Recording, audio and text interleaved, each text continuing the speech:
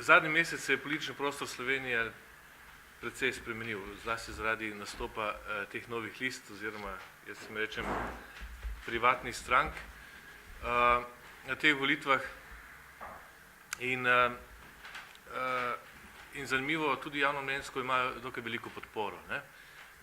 Ampak vendarle mislim, da se bo do decembra ta podpora nekoliko zmanjšala, predvsem zaradi tega, ker nimajo nekaterih atributov te stranke, ki bi lahko zagotavljale volivcu neko gotovost, ne.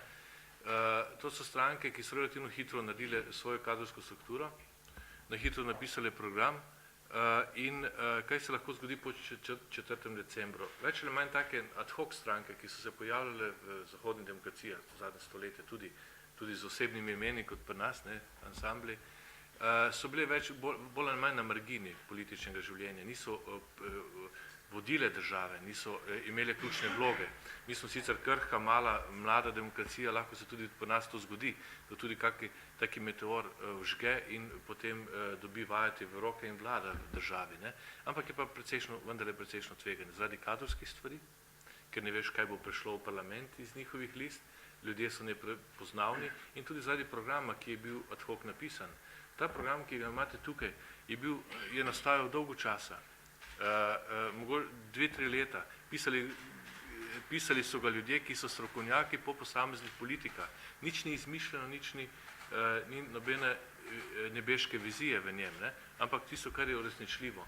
Poleg tega so tukaj z nami ljudje na listah, ki so organsko rasli stranko, ne?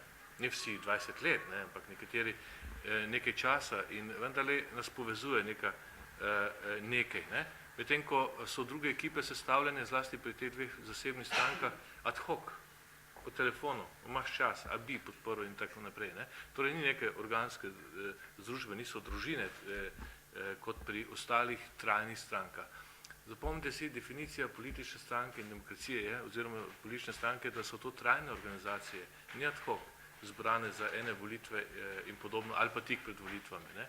Zato apeliram na volivce, da volijo zanesljivo in z neko stopnjo gotovosti, da približno, če že dajo, kupijo nek glas, da vejo vsaj, kaj lahko od tega pričakujejo.